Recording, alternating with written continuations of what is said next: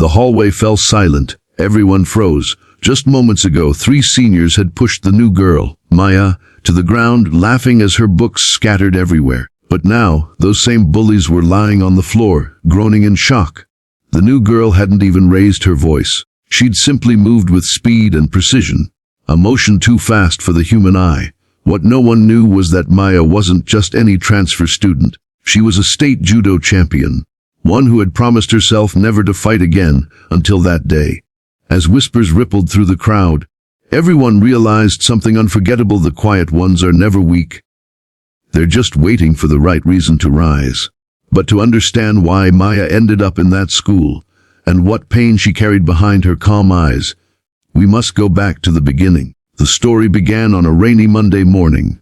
The school bus screeched to a stop in front of Crescent Valley High, and out stepped a girl with a heavy backpack and a soft, unsure gaze. Her name was Maya Thompson, and it was her first day at a new school, her 5th in 3 years. Her family had moved often after her father, a former soldier, passed away in an accident during a rescue mission. Her mother, Sarah, had been struggling to hold jobs, moving from one town to another in search of stability. Maya had learned to live quietly, blending in, staying unseen, and never causing trouble. She walked through the crowded hallway, clutching her notebook like a shield. The laughter around her wasn't directed at her yet, but soon it would be.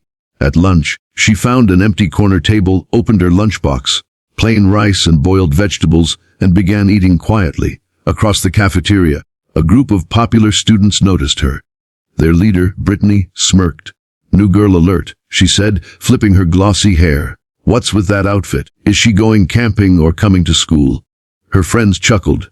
Maya kept her eyes low, pretending not to hear.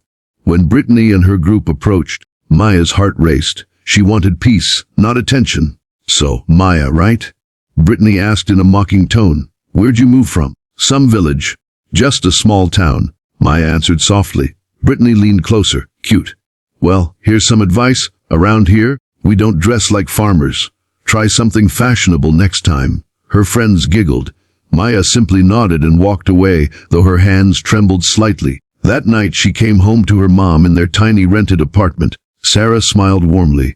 "How was your first day, sweetheart?" Maya hesitated. "It was fine, Mom." But inside, she felt the ache of old memories. The same laughter, the same cruel words she'd heard at every new school. She had learned to hold it in, to never respond.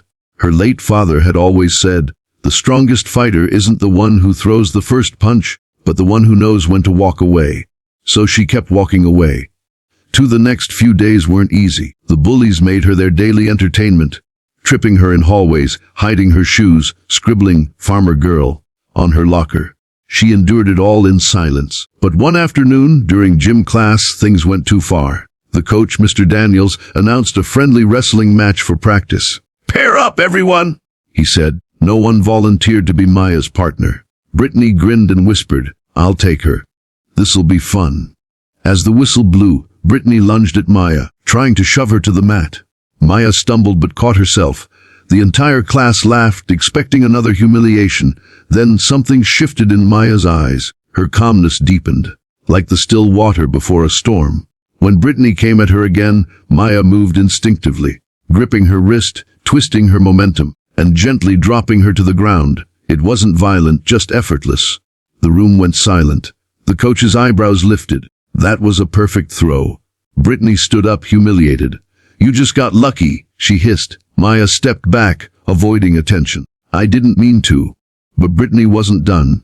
She shoved Maya hard in the chest, sending her falling backward. "Stay out of my way, freak." For the rest of the day, Maya avoided eye contact. She'd broken her promise.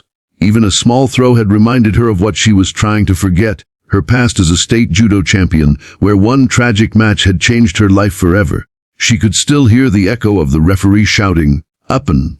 The night her opponent, a close friend, had fallen badly and ended up hospitalized. Maya had blamed herself ever since. She'd quit judo that day. That night Maya stood by the window watching the rain pour down. Her mother walked in quietly. "Maya, I know that look," she said softly. "What happened today?" Maya hesitated. "Mom, I don't want to fight anymore. Not ever." Her mom took her hand. "Honey, your father taught you judo not to hurt people." but to stand up when you're being pushed down. There's a difference. Maya looked away. But every time I fight, someone gets hurt. Her mother smiled sadly. Sometimes, not fighting hurts more. Those words would echo in Maya's mind the next morning when everything changed. It was Friday.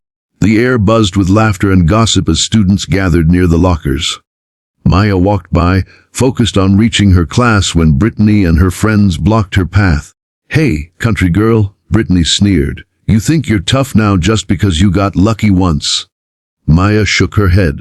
"I'm not trying to prove anything." "Oh, you will?" Brittany said, stepping closer. She shoved Maya's shoulder, knocking her books down. The hallway filled with murmurs. When Maya bent to pick them up, another shove came, harder this time. She fell, her hands hitting the cold floor. Her sketchbook, the one her father had given her, slid across the tiles. Something inside her snapped.